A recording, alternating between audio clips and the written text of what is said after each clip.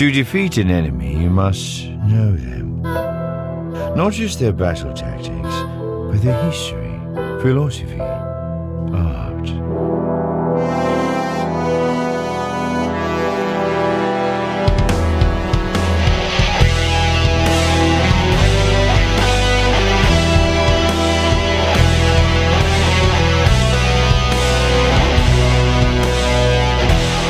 Welcome to the Chiss Ascendancy podcast.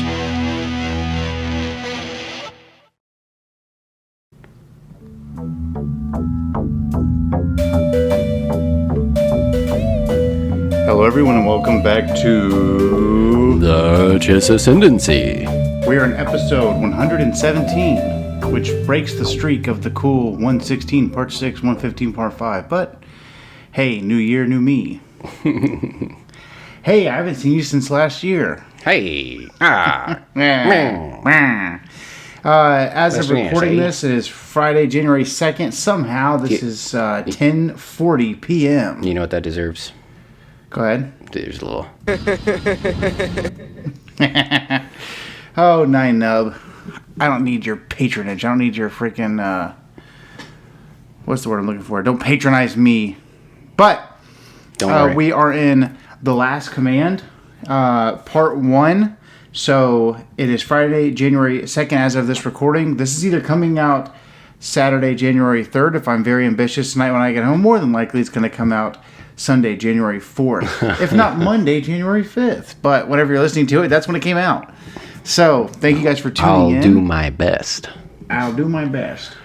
But we are, of course, as you know, we are in book 3 of the Thrawn Trilogy. And so we're in part 1 of said book, The Last Command, which, of course, refers to what, Samuel? I would have, if I had to guess, I would say it would be the last command that someone's going to give. What do you think that command is? You must kill Luke Skywalker. You must kill Luke Skywalker. It's a heavy presence. They won't shut up about it. It's a heavy presence that must kill Luke Skywalker. That's, if they were playing Monopoly, they'd own Boardwalk and Park Place. You know what I mean? They got a lot of real estate, a lot of skin in the game. Yeah, living rent free. Yeah, I'll be honest with you, I completely forgot that we're like moving into the next book on this, and I was like, man, they sure skipped a whole lot of time between this issue and like that's friggin' what else could be going on. So lazy. I do really enjoy Tim Zahn being like, what are the things that I really don't want to waste my time resolving, and I'll just have them take place in the nothingness. And they're like, oh yeah, by the way, Admiral Akbar's free. Yeah. We don't go into his trial. Biggie. And then you find out that, this is kind of skipping ahead a little bit, but you find that the Slicer, Gant, who has been put on borrow from Talon Card to the New Republic to figure out who's giving all the secrets of the New Republic to Thrawn. And criminal defense attorney extraordinaire. Yeah, he's like, I proved him innocent in 2 days. There was a professor at my university who had a doctorate in mathematics and then got saved and got his PhD in theology. And then while he was teaching, he decided he was bored with his other 2 PhDs and just on the side went and got like a 3rd PhD in science. God. Had like an IQ off the charts. Absolutely brilliant fella. But there are people out there like that. Yeah. So he's obviously some kind of a whiz kid, and so we find out that he proves Akbar innocent in 2 days, which I don't even think that's humanly possible, just by how long court proceedings take. Even if you had all the evidence for or against somebody, it's not going to take 2 days, but whatever. I guess, what are you going to say? Well, you know. When you know. I'm going to get cozy up in here. But we did have the, they're going to miss like half your face. Yeah. On the cover art, we did get a Ben Kenobi appearance. Yeah. Which is nice because we haven't seen Ben since like issue 1 of Do we Heir to the know Empire. If that's like mentioned in the novel or was the the artist just taking creative liberties? I don't know. Because we do have the old, I must recede into the Force, this is the last you'll be hearing from me, except for when Leia has her kids, because we got to come in for a visit. Yeah. That does have in the very, very last page of this issue, but I wonder if You know what I mean? No. Yeah, I know what you mean. You know what I mean? There is a moment, obviously, which is a pretty large moment in Luke's transcendence from Jedi Knight to Jedi Master to Jedi Grandmaster, in which he keeps leaning heavily on the teachings of the Force Ghost of Obi-Wan, even after Return of the Jedi, 5 years later, into the Heir to the Empire series. And there's that moment on Coruscant where he's getting a cup of hot chocolate. And Obi-Wan tells him, Luke, I can no longer assist you from beyond the grave. I must take my rest. That's my Alec Guinness. But, not bad. But basically, there's... I just found out they're not paying me anymore. The royalties ran out, therefore they cannot use my likeness any longer. But he essentially is telling Luke, we've gone over this a couple times, but he's telling Luke that he can no longer be a part of the physical world, that not that they knew this terminology at the time, but the cosmic force basically was pulling him away from the known world. And much more like the way that Star Wars functions now is the concept of the living force and the cosmic force having this balance back and forth, and then you got world between worlds, and you have dreams and visions and all kinds of stuff that kind of intermingles. Where you've got in our world, coming from a faith perspective, whether you believe in Christianity or Islam or a lot of other things, you got reincarnation where everything just happens. I'm more of a Pariah kind of guy. What?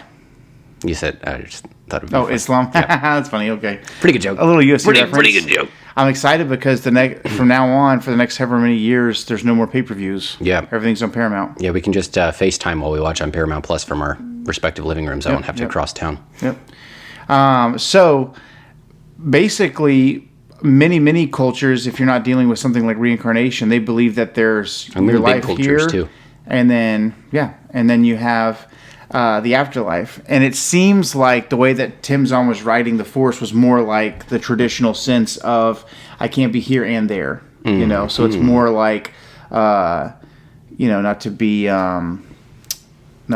sacrilegious, but basically when Jesus is raised from the dead and he says I now must ascend to the Father, you know what I mean? Yeah. He's going to send the Holy Spirit, but he has a place that needs to be at the right hand of the Father interceding for us. So it's very similar in that sense that Obi-Wan needs to be, away. The cosmic force is what we would call it now, is calling him home to, I guess, what Tim Zahn was kind of figuring was Jedi heaven, where the dog from All Dogs Go to Heaven is. Charlie B. Barkin. But Obi-Wan is on the cover, all that to say. Hilarious name as an adult. And we start off and we're on the Chimera and they're getting ready to... embark on the next phase of the Imperial takeover, basically, of the galaxy. And at this point, really what we're dealing with is that the Empire, or the Imperial Remnant, rather, really seems to have the New Republic on the ropes. Yeah. Yeah, the tables seem to have turned around a little bit. They've turned violently because... As mentioned in the last book, the Empire, or the Imperial Remnant, has... You can see I'm rooting for Thrawn, because I keep calling it the Empire. They have the vast majority of the Katana fleet. Yeah. So all this time we thought, okay, the Dark Force, a.k.a. the Katana fleet, is going to be discovered, is going to be found, and Garm Bel Iblis, Talon Card, and Luke are all going to find it. And then they're all going to be buddies and have hot chocolate together. Yeah, and they'll come to a quick end because they'll have the 200 dreadnoughts, and it turns out that Thrawn gets like 184 of those, or whatever it is. Yeah, he sure socked him right in the kisser, as the movies we watched growing up parlance would say. Why I oughta? Yeah, exactly. You do have to wonder why things, if they're going so heavily in the Empire's favor, why things seem so chaotic in the Imperial camp. Yeah, well, I really enjoy the depth that Zahn gives to the characters here, because you do get a very fun perspective of like interfighting between the Imperial Remnant here, especially obviously the two figureheads. whenever we first see it, it's like Thrawn has come back from the unknown regions and he's for sure 100% in charge. And he goes and finds this madman who happens to live in Mount Tantus on the planet Wayland. And he's going to conscript him to basically do some crazy mystical stuff for them during the war. And over the course of the last several months or years or however long we know it's been at least months, because just between the last issue of book 2 and this book has been at least a month. But, I would think several months. I guess Leia's pregnant the whole time, so it's been about a year, I guess, over the span of the books. Yeah. But essentially, Sabaoth, in a very rapid rate of time, has basically made himself the equal to Thrawn, at least in his eyes. Which, here's the thing. Certainly in his eyes. In it doesn't matter if it's real. Capacity, you see him manipulating Pelion to the extent that he might as well be in charge of Pelion. Yes. You know what I mean? Yeah, so... In hindsight, I'm like, I don't know why Thrawn couldn't have foreseen that option and either A, furnished Pelion with an Islamari so that he would be free from influence whenever he's interacting. Right. As he's like kind of the official liaison, it seems like. Yeah, or have like someone with less influence and power be the go-between. You know what I mean? So that... Oh, yeah. Less sway. So that... Just send, like, a nobody to go... Yeah, if he is influenced, you know, private schmuck, you know, is going to reach out to Tantus and be like, we need a secret clone, and don't tell Grand Admiral Thrawn. They're going to be like, and who are you? Yeah. You know what I mean? And what's interesting is, to your point, I think maybe on purpose, but, like, one page into this, we see a lot of introspection from Pelion. Mm-hmm. And I think that just opens up... It's a causeway to... his internal dialogue in that scene with Sabaoth. So you've got Thrawn, they're getting ready to embark, and basically they're getting ready to take over. I'm trying to figure out what planet this is. Remind me one more time. They are on the planet. Let's see. What planet is this, dude? I don't recall because it didn't have any historical significance to me, so the name didn't stick. Which one are we talking about? Anyways, there's a planet that basically their specialty is food supply. Okay. And they take them over because it's we like find Yukio out, or something like that? Yeah, I'm trying to remember which one it was. But long story short, we see this, is it Bellicose? No, that's a different one. But long story short, we've got this really, really fun, this is probably my favorite page in the whole interaction, is between Sabaoth and Pelion. Mm-hmm. So if you notice, one of the first line that we get from Thrawn is, if you think back to it, what is Thrawn doing and what's the position that he's in when we first meet Thrawn in Heir to the Empire? Yeah. You know what I mean? Yeah.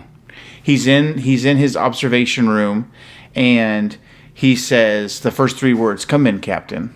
You know, and it says that it's a very Yukio. Calm, you know. Yeah, Yukio, there you go. But basically, Sabaoth has now taken that role to some extent. Like when you're on page 2, Sabaoth's in his war room. And it's very dimly lit, and I think it's meant to mirror the place that Thrawn was in when we meet him. Yeah, that's probably a good thought. I didn't really catch that myself. He says, "Come in," and then he's talking to Pelion the way that Thrawn was. Like, here's what we're going to do. Here's why we're going to do it. Explaining himself, setting himself up as the one who knows better. And it's interesting because you have these internal thoughts where basically I like the look that Sabaoth gives him where he turns and he's like, "No, you're going to do this." And he says, "You will send a message to Wayland and you'll tell them to create a clone for me, a very special clone." And Pelion's internal thought is Grand Admiral Thrawn will have to authorize that. But what he actually says externally is, "What kind do you want?" And Sabaoth says, "A servant formed from sample B2332-54. You will, of course, impress upon the commander the need for absolute secrecy." Internally, he's trying to say, "I will do nothing of the sort," but externally, he says, "Yes." And then Sabaoth says, "You will also keep this conversation private between us. Once you have obeyed, you will forget this ever took place." And he says, "Of course."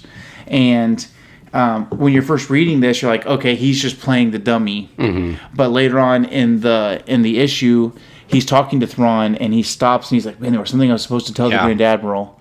I don't know outside of brainstorm with me on this, but especially in the main stuff, the movies, the TV shows, the main media that we've gotten from Star Wars, I don't know if outside of Vader and the Emperor that we've ever seen a Darksider with this much power to do something like this. Definitely not.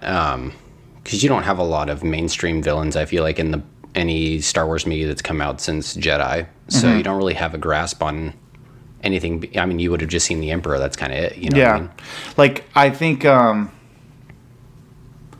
like Kylo Ren, for instance, I guess. Are you talking about in general or just like to date for when this was released? No. I'm talking about at all. Oh, okay. Till right now. I mean, you got Snoke. Yeah. Snoke, I think, would have been, a likely rival for Sabayoth. But I don't know. Snoke, to me, it doesn't count because Snoke is basically the Emperor. Okay. Until we get a book, which I have been clamoring for. Are you just saying that because, like, he was created as, like, a surrogate emperor, like, as a placeholder, or? What I'm saying is that until we get a book from Snoke's point of view or explaining Snoke's point of view, it's just like he's... I know that, and I've made a video about this, and people were very upset that I talked about Snoke at all again, but I want to know who Snoke thinks that he is. Because when they were first coming out with The Force Awakens, my favorite theory is that he was 75 feet tall, and like the hologram that we see in The Force Awakens is full-sized and not like a movie. But there were things that said Snoke has been around. He saw the rise and the fall of the Empire. Well, the rise of the Empire, you could dare to say, is, since before the Clone Wars. Technically, the rise of the Empire is 1,000 years in the making, but what they mean is Clone Wars into Empire. Empire rules for roughly 25 years and then it falls. Right. And, which is funny because every once in a while I'll be like driving somewhere and I'll be like, man, the Empire really was a waste. Like 1,000 years of, Sith planning, and it really only lasted a quarter of a century. But, anyways, Snoke, the Emperor, says to Kylo, "I have been every voice you have ever heard inside your head." Do you think he's being poetic? I think he's being poetic, but I also think that, like, I don't know. Because you see him in the Kylo Ren origin comics that he's basically the driving force behind Kylo Ren's disenfranchisement with Luke's Jedi. Right. So I feel like in a very real way he is whether or not Kylo realizes it, he's like the origin of all the thoughts. Almost like Inception, like he planted the thoughts, whether or not 100%. Kylo understood the source. I don't know if you could go so far as to actually say that he believes himself to be Palpatine. I don't... Okay. To put it as plainly as I can, because it's a very confusing thought, and both of us are very tired, I think the question that we've never been answered, and maybe there's some material out there that I'm not familiar with, but I doubt it.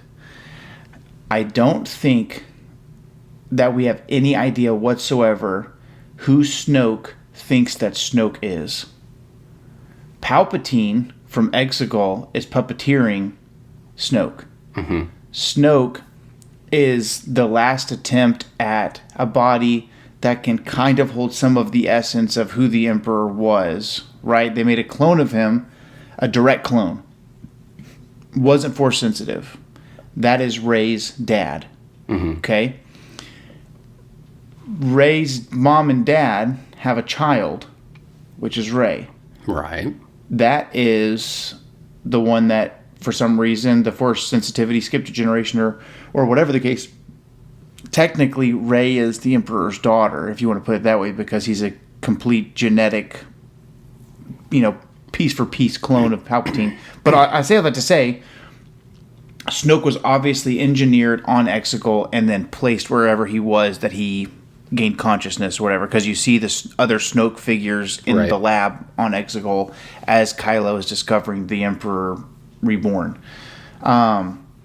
The point I'm trying to make is, if I asked you what was your earliest memory, you could say, I was 2, I was 3, I was 4. You always have a really crazy memory. You're like, I was 6 years old and I did this, or 6 months old and I did this. And I'm always like blown away because I don't have months, like memories of being like 6 or 8 months old. Mm-hmm. But any person, even if you're talking to a really old person, they could tell you memories from their childhood. Mm-hmm. And I wonder, what are Snoke's memories? Obviously, they've been planted there by the Emperor, right. But what are they? And so when I say that, what I mean is, obviously, the joke is that freaking, I know Sabaeith ends up being a clone, spoiler alert, but I think the level of influence, like Snoke, you could consider that. Other than that, like, I don't think there's really anybody out there that has this level of power or influence. Even Kylo Ren, I think, is not emotionally mature enough to go toe-to-toe mentally with Thrawn. There's this other fantasy series that I've read, and I have the author on hand today, Philip C. Quintrell. And it's like a prequel to his 9-book main series. It's called A Time of Dragons. And there's a villain who is basically their Voldemort. He was like ruling in power for however many years. He was believed to have been destroyed, but before he was dead, he created a relic that allows essence transfer. Essentially, and so he's been body hopping for generations until he could find a time and a place and a host, essentially, that was powerful enough to contain him. And he was living basically dormant in all of these people, but they had no idea because he had used other magical relics to shape their memories and perspectives. Oh, okay. And so they had a belief that they had a past, and they like knew that they had a relationship with their siblings or their father. But if somebody asked them a direct pointed question and said, no, really think about it. What do you know about your dad? What do you know about your brother? He couldn't think of anything. Things would just unravel when you really look. It's And kind of so like he whenever really you only see had- a mirage and you're like, when it's just He really smoke. only had real memories for about like 20 years, and he was, in his 40s or 50s. And so I wouldn't be surprised if it's something like that, where he has a loose grasp on the past, but is so future focused that it's not really enough of an ordeal for him to kind of sift through and really unpack who he believes he is. He just knows where he is and what his goals are. Yeah, it's yeah. You know what I mean? Yep. It's kind of you have this the way I would describe it is just the way, like, let's say you're watching National Geographic or whatever, right? And there's an animal and it's a giraffe. And the giraffe, it's a female, and it gives birth for the first time. And then once the baby falls like 8 feet to the ground or whatever from the mom automatically, even though she's like, whatever, I don't know how old giraffes are before they have babies. Like, so let's say she's 3 or 4 years old, right? Okay. She turns around and she's like licking the baby and stuff like that. It's like, how do they freaking know to do that? Yeah, it's just imprinted. They just have instincts, you know what I mean? And so... You know what's crazier than that? Go ahead. Is monarch butterflies. Oh, really? They make an annual trip. Pilgrimage, you might say. Continental migration. And every generation to do it they die, has never done it before. Yeah. And so it's a unique activity that they haven't been taught. There's no one around to have taught them. There's no way for them to have ever accepted this knowledge from, or having done it and repeated it. It's every time it's the first time. That's crazy. Yeah. That's Snoke. Snoke is a butterfly. Yeah, so I think power, obviously inherited power from Palpatine, but I think like just like outside of Snoke, I know that Kylo Ren is very powerful, but like his undoing is his emotional instability. Yeah. And I think that's like, I did hear somebody asked Timothy Zahn, the First Order versus the Imperial Remnant with the Katana fleet, who wins in a war. And Timothy Zahn would like, without hesitation, was like, oh, the Imperial Remnant, come on, what are we talking about? He was like, Kylo Ren, a man who's emotionally unstable, Thrawn would have him for breakfast. Yeah, he really would. And so it's kind of not even fair, to be honest. It's really not even fair. And that's the point I'm making, is like outside of Snoke, who I think has a little bit of an asterisk because that's basically the Emperor, is the point I'm making. Okay. But like, okay, really, really cool character, Balin Skull, is not anywhere near the level that we see Sabaoth on. Yeah, Sabaoth is kind of just very casually very powerful. Casually OP. Yeah. Like, I agree. When he has like abilities that we just don't see demonstrated at all. Yeah. You know what I mean? If we got to... Not in like movies or TV shows. Yeah. Some novels, but not to a great extent. You Right. know? And we even see like in that novel, which shall not be named because it is not correctly named, we have that cool moment from Dooku where he lifts up an entire pyramid. Mm-hmm. Pretty ballin'. Very ballin'. But you don't, that's kind of like brute force power. You don't see a lot of the intellectual, almost like magic powers that, and I don't mean magic like freaking Shazam. I mean like Sith magic. Yeah, sorcery. That Palpatine has a distinct mastery over. Mm-hmm. You don't really see anybody else doing those sort of things, where I feel like a lot of Sabaoths, and he doesn't seem martially too powerful. He seems powerful in other ways, which I think is an idea that's more aptly discovered in the Bane trilogy, where Bane kind of discovers all these different Sith masters, and he's really trying to find essence transfer eternal life. But he's discovering all of these Sith holocrons that are the culmination of a Sith's life work. Mm-hmm. Like Revan or someone like that. They always seem to have an affinity for one portion of the dark side or another. Nobody's really mastering the dark side. Yeah, it's interesting how Revan obviously ends up turning back to the light, but he has a Sith holocron. Yeah. And you get like peak Sith Revan. And so Bane, obviously looking back for like greatest Sith ever, Bane's in the running, you know? Yeah. But on his journey, obviously he's not there yet. Yeah. He hasn't hit his GOAT status yet. So when he's learning, Revan's like, ween, you're a weenie. Like, Revan does not like Bane at first. Be more powerful and I'll tell you what I know. Yeah, exactly. But I did forget the whole genie in a bottle aspect, that, you know, for the most part, Bane would just kind of overpower the imprint of some Siths because he was more powerful, and then he was not able to do that with Revan. Yeah. Give me all your knowledge now. And Yeah. Revan was like, or what? Yeah. Which is interesting. I think overall, I don't know, man. I know there's a lot of Revan fanboys out there. I don't like... We're like way off track here, but I don't like... It's okay. I didn't really get much out of this episode. Oh, really? Yeah. I don't like how Revan... Anakin's return to the light is like a full circle moment of like, he gave it all up for love, thinking he was doing it for love, but he was doing it out of fear, right? And then true actual love is like, I will sacrifice myself so that you don't, you know, rather than turn over to the darkness. Yeah, it was kind of a Severus Snape kind of transition to dark, where it was like the one thing that kept him from fully converting was like his love for someone, and he's like, no one can ever know, and Alvis says, I promise I will never reveal the best of you. You know what I mean? It was just like, it's a weakness. Yeah, the part of you that is honestly the most redeeming quality, which I still have beef with. I will not get into that because this is a Harry Potter podcast. But speaking of Harry Potter, okay, you mentioned Voldemort earlier, okay, and we'll do this for 2 minutes. I have a timer going. I think that Voldemort is like not that great of a villain.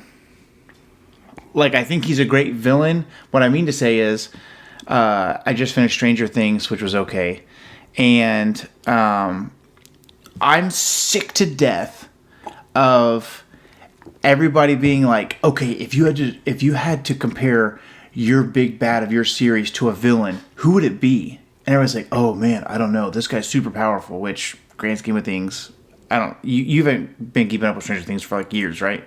Dog, I've watched 2 episodes ever, and that was with you. Okay.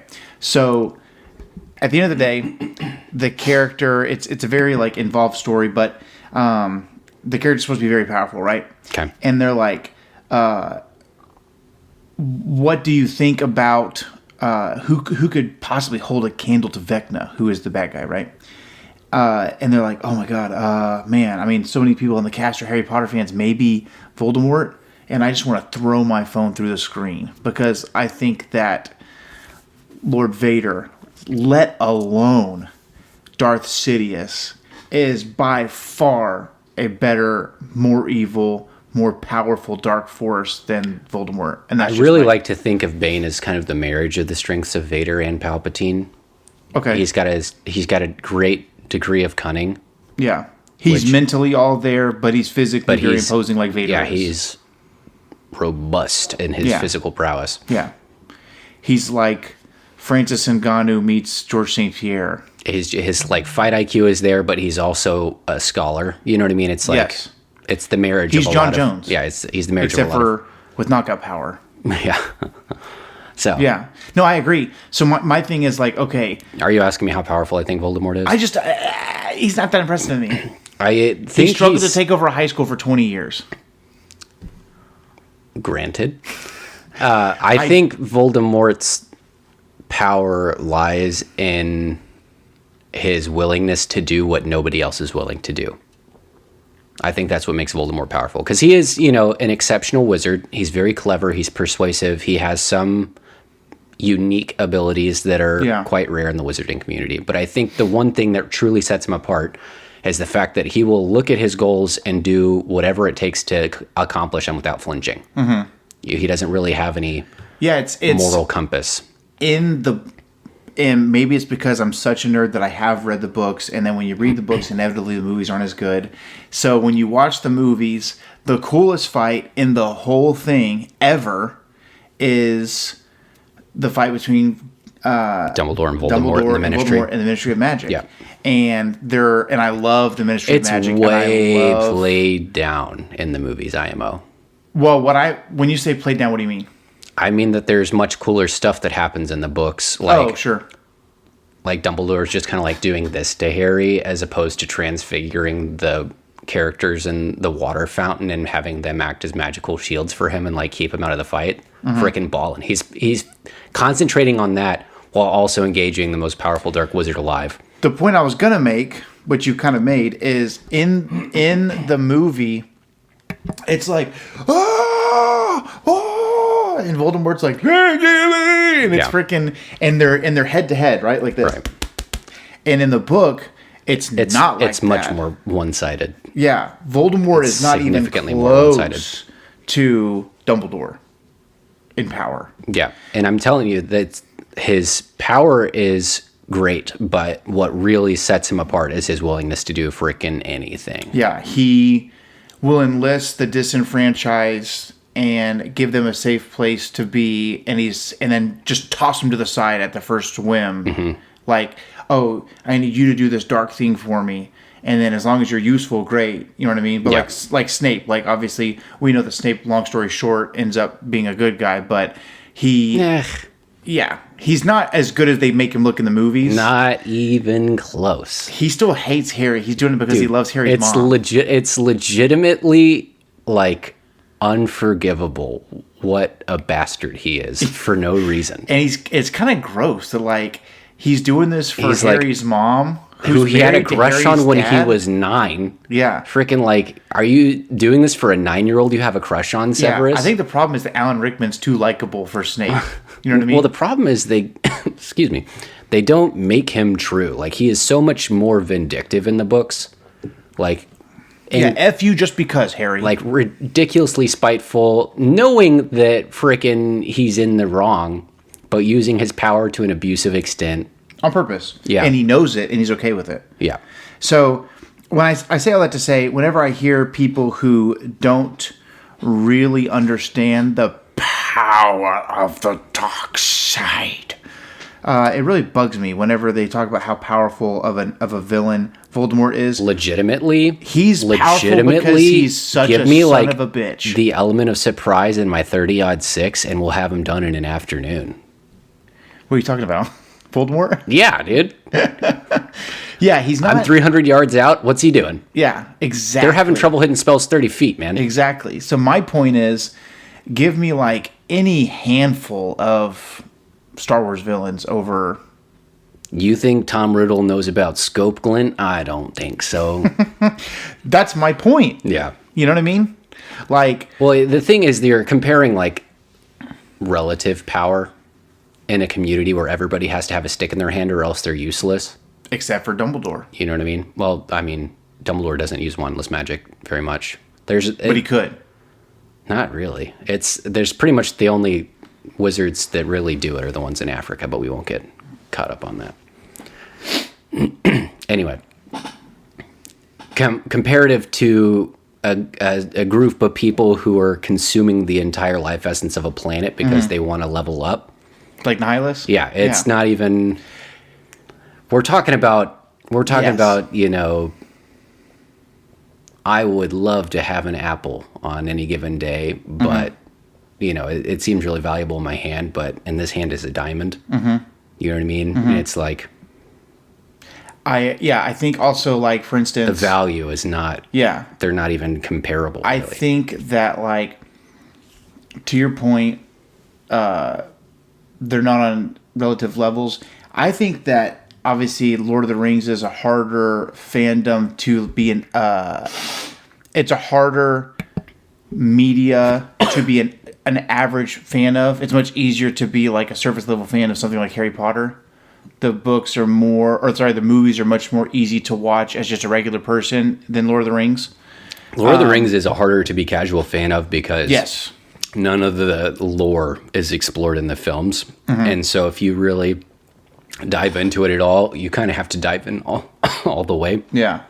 But Gandalf, like, or Saruman are, like, way more powerful than freaking people from Harry Potter. Let's talk about Tom Bombadil for a minute. Yeah, like, don't get me started, dude. The guy who just didn't get in the war because he didn't want to, but could have ended it for sure in an afternoon. Yeah. Like, He's too busy strutting about in his yellow boots. Yeah. So, anyways, I just wanted to get on that rant for just a second because that really we overshot our 2-minute window. We did, which is our, that's kind of our bread and butter. But I say all that to say I'm very impressed with Master Sabaoth in this episode. Moving forward, so basically we see a really strong take on his battle meld abilities. And so he basically knocks out all of the defenses and whatnot of this planet that you mentioned earlier. And we find out that similar to like the Roman Empire would do back in the day, take over, you pay your taxes, your governors govern, but you belong to the empire once again, right? That's kind of what they're dealing with. Fievel dangling from my uvula over here, excuse me. And so Thrawn is doing that was a just for fantastic chance. job. We hadn't referenced American Tail yet. That's for you, buddy. But yeah, so very interesting stuff there. And we find out that the whole reason they conscript that planet at all is because they need their entire, basically this planet's resources that they outsource is food. They're farmers. And they are going to take over the entire farming stuff from this planet just to feed the army of clones that they're breeding. Well, and it seems like we have a little bit of the balanced Thrawn that we're used to in this particular issue where Luke escapes because he explodes a shell ship and is in his X-Wing. Yep. And he says that's which is fantastic. Hats off to the rebellion, which he still calls them, which I really enjoy. Yep. That's the most effective use of that escape method I've ever seen. And then he goes and talks to the person who's operating the tractor beam. He's like, what went wrong? And he's like, I tried to do yada yada to scatter the particles and still getting. He's like, that's good thinking. You're promoted. You know what I mean? Even though he failed. The thought process was there, which was Which is what Thrawn values. You went above and beyond the thought process of just, here's what I should do right now. You got creative with it, which is what I want. And when we have Pelian's introspection there where he's like, oh man, now this crew would die for him. And I feel like the Empire is reborn. It's still really truncated, and I feel like the depth and value that we get from the books obviously is missing. But I feel like this is a good glimpse into the Thrawn that's built up in the novels, where he's, this commanding force, he's this intellectual giant, but he's also very good at building a team and getting those around him to feel valued and supported to a way that they wouldn't respond to him out of fear exclusively, but they would respond to him out of respect and loyalty as well. Yeah, I hope that we get that Thrawn in canon at some point. Like, we know that he's the smartest guy. We know that the Imperial Remnant's waiting on him to return to the known galaxy, yada, yada, yada. I think we get that in the new Thrawn novels a lot. We haven't seen it in media. Yeah, I'd like to see it on screen. Yeah. Because that's such a huge part of who Thrawn is. That's what sets him apart from the Emperor and from Vader. Yeah. You know, we never really get to see the Emperor interact very much with his underlings other than Vader. I feel like Thrawn is like villain Spartacus. He like really... He's one of us. He builds... they know he can do it all, and yet he still cares about his team. You know what I mean? It's definitely what sets... It makes him unique in the Empire. There's really not another 100%. Commander, Moff, Admiral, anybody that's doing something like that. Right. I think the last person... I think, ironically, someone that I could see doing that is someone like Tarkin. Like Tarkin to an extent, but Tarkin, I think, views people as leverage as opposed to individuals. You know what I mean? I agree. But I guess what I mean is, he's definitely more politically savvy than Vader would be. Yeah, and he's definitely more politically savvy than Thrawn. Thrawn's not politically savvy at all. No, and that's why they kind of partner up in the newer Thrawn trilogy. Yeah, Thrawn's so smart, but we need this guy to help you be a little craftier. Yep. But I think that Palpatine's like, hey, I can't really do anything, but Tarkin, that's your boy. he'll help you out. Yeah. But it's interesting how Tarkin also likes Thrawn better than Krennic. He's like, I know that the Death Star is a terrible idea, and we should have diversify the fleet, as you say, but I have to do what the big boss says. But we get, like, this is, really, really, really... I do like that kind of gives depth to the backstabbing that Tarkin does to Krennic in Rogue One. It's funny, too, because Tarkin thinks that the Death Star is not as good as an idea as the TIE Defender project that Thrawn's working on. However, if we're going for it, I might as well take credit for it. And if this is what we're doing... Thrawn's been expelled at this point. I would like to be in charge. Yeah, Thrawn's non-existent. Interestingly enough, at this point, you got to realize... Rebels takes place before A New Hope, so during the entire New Hope and all that kind of stuff, Thrawn they assume is dead. Yeah, and so he's like, well, that's one less brilliant mind, so I might as well just sink my teeth into this guy's idea. We get a really good showdown again. We'll kind of fast forward through. Mara Jade wakes up from a coma, yada yada yada. She gets dressed. She realizes her blaster's missing. She has an intimate knowledge of the library system. She whips out her Dewey Decimal Index and grabs a hideout blaster, which she'll end up needing. Yeah. Because Thrawn makes her a side target on the off chance that she knows what Delta Source is. Yep. I do like... Side target where primary target is the Organa Solo twins. Yeah. He's going to send... And we find out in this next page that we're talking about, we see another showdown between Sabaoth and Thrawn.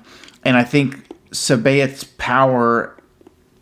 mixed with his craziness is really starting to concern Thrawn at this point. Yeah. He can't just, wave him off. When Thrawn's not even openly dismissive, he kind of like waits until he leaves to talk behind his back.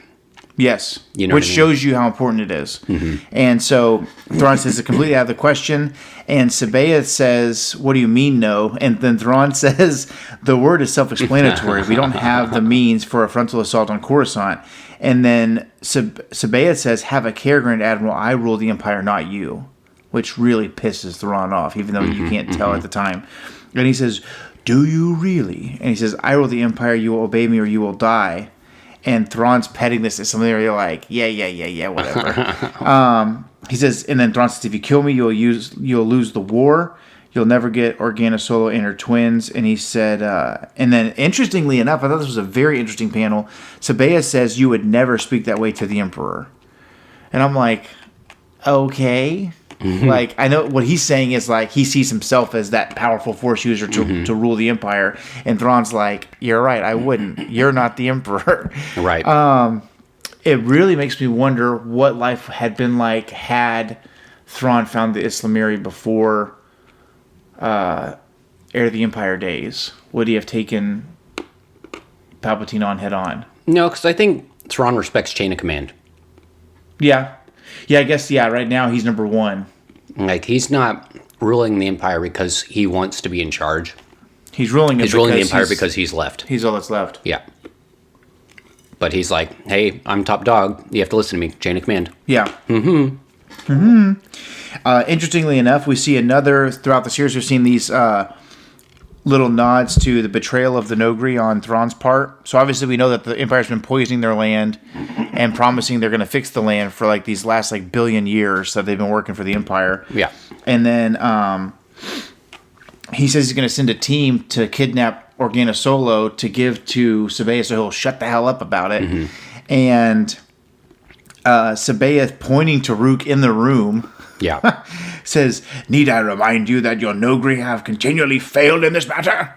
Which I think is a pretty good Sabaeah. Yeah, fair point. And then Thrawn says, "I agree," which is why the Nogri will not be involved, which is like a huge slap to the face. Because again, the Nogri are honor bound. Yeah. So it's like, we all go until we die or the deal gets done. Yeah. And so Thrawn's kind of pulling the plug on that, which is a big, big, big deal. It's pretty interesting that he would say that. Not only that he would say it, but that he would say it in front of Rook, which is like kind of just discounting his presence. You know what I mean? Like, it doesn't matter if you're here, not important enough to do anything about it. Which is, yeah, a little more on the colder Legends version of Thrawn that I don't think would be as cold in canon nowadays. Yeah, I don't see it. And then the next page, very interestingly enough, Thrawn, looking very cool with his fingers like this, says to Pelion, "We must divert our increasingly arrogant Jedi Master from the notion that he rules my empire. Organa Solo and her twins should do the job." I want to give a quick shout out to my buddy Tyler, who's a massive Star Wars collector. His favorite character is Thrawn as well. He was having a conversation with somebody, I don't know who the guy was, but the guy was saying that Thrawn was just a placeholder and that he was not heir to the Empire. And Tyler was trying to explain, I just saw comments, yes, it's a play on words. Yes, it's a play on Luke. Yes, it's a play on Leia. But Thrawn, I think the whole point of the title is that it could be anybody. It's interpretive. Yeah.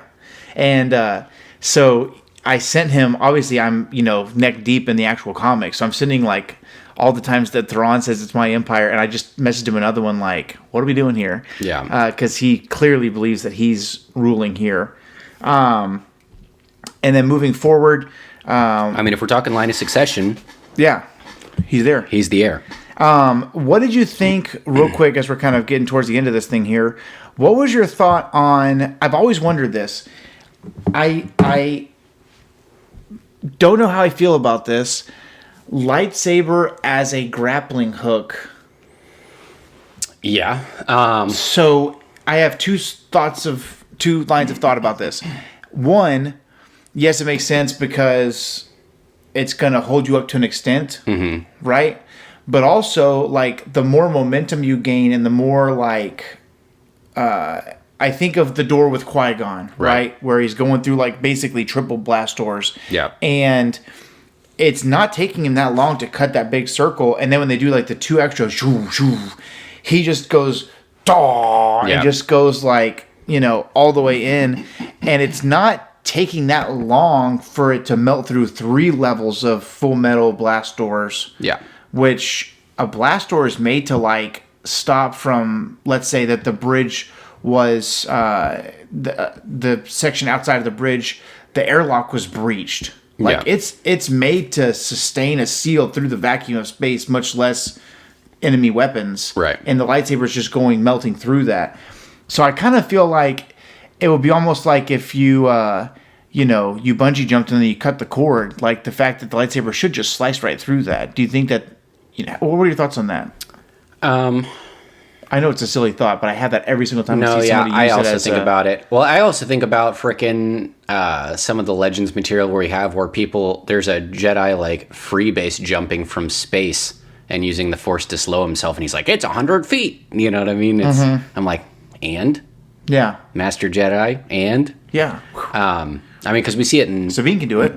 Yeah, we see it in frickin' all kinds of modern stuff in the Clone Wars as well, where... if Sabine can do it, anybody can do it. There's an episode of Clone Wars where Anakin's, like, jumping off of an extreme height and using the Force to slow himself. Yeah. And the clones are having to, like, use their jetpacks and stuff. That was my first thought. But, if we want to get, real about it, it's going to be a measure of the density of the material. Yeah. And how far he sticks in the lightsaber. Yeah, it's all the way in. You would think that I mean, you would think it would slow him down to an extent, but I Yeah. wouldn't really think that a Jedi would need to utilize that as his primary resource for stopping. And then from there, you have that cool moment where It's so funny. He uses the Jedi powers to jump up, but not to jump down. Yeah, that's a good point. I don't know. I do like how That bothers me more. I do like how he uses that ship that has the X-wing inside to be like the shell to get him up to a place where he can use. Well, it makes sense too that he would hyperspace want from the to X-wing. have a ship that's a little bit more incognito to go into an imperially controlled zone. And then ultimately, the issue ends with the twins being born. Yeah. Which is a huge thing. So this is Jaina and Jason solo. Jaina is born just a smidge before Jason, which is something that they talk about throughout Legends. You've read less of that later in their years, but she's always calling herself the older sister and stuff like that, even though they're obviously twins. And we get a cool appearance from. Again, to our point earlier, is this like just a concept of like they would be so proud had they been here, or they really make an appearance? And I haven't read the book in long enough that I can't recall, but you get Anakin, the old version of him, and Ben and fun. Yoda, which is pretty cool. And they're on Coruscant. And I do think... What did you think about this picture? Dude, I thought it was so funny. The doctor I'll put giving the it on the thumbs up. screen, but the doctor has a light ray looking straight down the eye of the storm with the babies coming out, and he's like, looking good. I thought that was silly, but I didn't know if that was like, it seems like they turn off the overhead lights and do kind of like more the operating theater lighting. So I didn't know if he was like, let's get it going. Yeah. You know, here come the babies. it's open. They're racing. Open for business. The girl won the race for the last time. What are your thoughts? So overall, I mean, the most important things, the most impactful things are, to me, the most impactful, like, oh, wow. In this whole thing, obviously, Jaina and Jason being born is like a really big deal in the sense that this is what Sabae's been waiting for, and obviously for the future of the known galaxy, they play the biggest role moving forward. But just for what's going on currently in the conflict, the biggest thing to me that we talked about when I got here, I was like, what do you think about this? Was that they were cloning, and the clones were completely grown and mature and ready to hit the field in 15 to 20 days. 15 to 20 days is crazy. So, I mean, and you've got like Sparty cylinders, which the way that they're described is that they just like line the freaking walls, like what you see on Camino. Yeah. So, you know, think about this. Sifo Dyas makes an order like 10 years ago. Yeah. And they're like, there's, you know, a few 100,000 now with 1 million more well on the way. Yeah. Think about if instead of 10 years being like the cycle from, you know, birth to adulthood, whatever it was, freaking 2 weeks. It's talked about that Sifo Dyas's order, and as we know, Count Dooku's order, was to minimize the age acceleration. Yeah. So, you know, it's potential that they could have done it faster, but I think that there were more side effects the more quickly you raise them. Yes. Yeah. But yeah, 15 to 20 days is a crazy timeline, you know, and they're like, okay, well, you know, so what? They've got 200 dreadnoughts, you know, who are they going to get to run them? And Thrawn's like, how about this massive clone army I grew overnight? Yeah, freaking overnight. And he's taking over whole planets to feed the boys. Yeah. Because they're hungry. They're like, well, that explains that planetary takeover. Yeah. Very interesting stuff. And so that's probably the most, like, the relationship souring between Sabaeth and Thrawn. Sabaeth calling himself basically the Emperor. Yeah. And then Thrawn saying, it's my empire. We figure out how to keep this nutcase occupied. Yeah. And then all the while, you've got Rook, like, on his haunches, like, what the... you know, he's upset about I don't want to be around anymore. the Nogri completely dishonored. Yeah, absolutely. But the Chen kills, Thrawn. You wouldn't know. I thought it'd be interesting. That's my favorite line. Tell me why it's funny. So as we wrap this up, fun issue getting forward, and we're in week 1, so we've got 5 more to go before we wrap up the entire Thrawn trilogy, which is very interesting. Is the first Classic of the year. Thrawn or Tim Zahn Yeah. style, where this is a lot of legwork for what's coming up. Yes, yeah, and we're gonna see, from what I can recall, we're gonna see a lot of stuff in the next coming weeks. Yeah, this stuff. And Jacqueline Fuel. so very exciting. Before we go, what are a few things, and I'm kind of putting you on the spot here, but what are a few things that you want to see for the Chiss Ascendancy podcast in 2026? Okay, well, off topic. I'd like to see us have 14 million viewers, a lot of subscriptions. Realistically. Monetize. You're asking me what I want and giving you what I want. Monetize. Full-time job. I'm traveling. I'm going to Comic-Cons. We're having martinis with Mark Hamill. I think that's probably ambitious enough. What do you want? Okay, but realistically, what would you like to see happen? Some moderate growth, a small amount of monetization so I can supplement my time while I work 2 other full-time jobs. What do you want for 2020? What I would say is maybe a mojito with Mark. Yeah, mojito would be nice with Mark.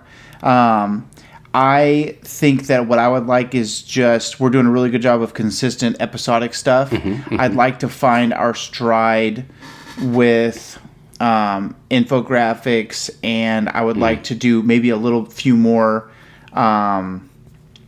maybe like short form, maybe not necessarily shorts, but maybe like in between episodes that are typically 45 minutes to an hour long, maybe a 5-minute video once a week or twice a week or something like that. And I've kind of, I don't know how I feel about this yet, but like, I think I have this thing in my brain where if I'm going to make it at all, I want it to be available on all platforms, and that's not how everything works. So there are times where I'm reading a book and I'm like, oh, that's a really cool concept. And I think, what if I just sit down and record my thoughts and put it out on audio only? That would be something that would be much easier to create. Yeah. But there's that part of my brain that's like, but then it's not on YouTube. Then it's not on, or whatever, Yeah. So I'm just trying to figure more of that. And what I would like is a few more of Samuel's thoughts just throughout the year. Like, if you had I have one that cool. we've shelved for quite a while. We've talked about making it a short, and it just hadn't happened. Okay. And it involves the word leftovers. Leftovers. Yeah. We talked about this like maybe 6 months ago. Okay. Remind me. No. So, yeah, just I've teased it enough. More stuff in general. And if maybe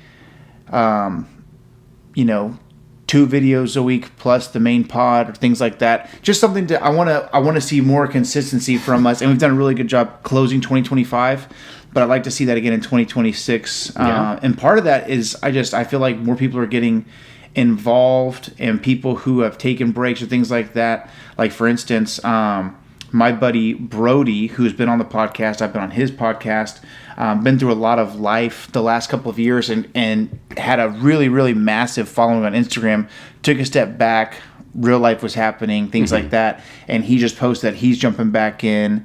And so it's cool to see, like, we've been more consistent. A guy that I really respect and have a lot of fun talking to him about Star Wars. He's been on our show, I've been on his show. He's making his return to posting, and I asked him, do you have goals for the year? And he's like, dude, I just want to be consistent. I'm just trying to think of, what's next. But he posted his ranking of the Star Wars movies today.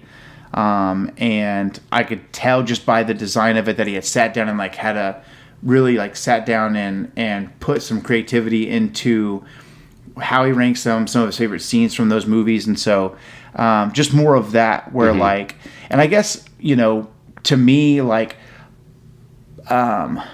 followers are great, but just more interaction with people that we know, I have 5 or 6 people that I know if I send it to them, they'll like it, they'll repost it, they'll comment, whatever. But I would love to see just more, meeting more people who love Star Wars, who maybe don't know about the show yet, and just creativity and action and consistency will create those results. You know what I mean? So that'll be really fun. And so I'm excited to see what the year has for us, and just, putting stuff out there. And then if you have a cool idea and you want to make a short, freaking, that'd be awesome. Like if you want to make a short, or if you have an idea, or if you want to, hey, this was something I read in a comic or a book or whatever, and we don't have to do a whole long form episode, but we could do a quick like Zoom call or whatever. I don't remember what the freaking Riverside call. Mm-hmm. And it's a 15-minute thing, just talking about something interesting, and then maybe that just goes to audio or whatever. Yeah. Just more of our thoughts out there in the universe. Yeah. Is kind of my goal. More thoughts from Wild Space. More thoughts from Wild Space is the goal. Yep. So, if you made it this far, thank you so much for hanging out with us. We are nearing the end of our Heir of the Empire trilogy, and so a lot of fun stuff, a lot of stuff to come in the next 5 weeks. So, thank you for tuning in. And remember, the Force will be with you always. And also remember, prioritize it however you want. The only family you have here is me. We'll see you next time.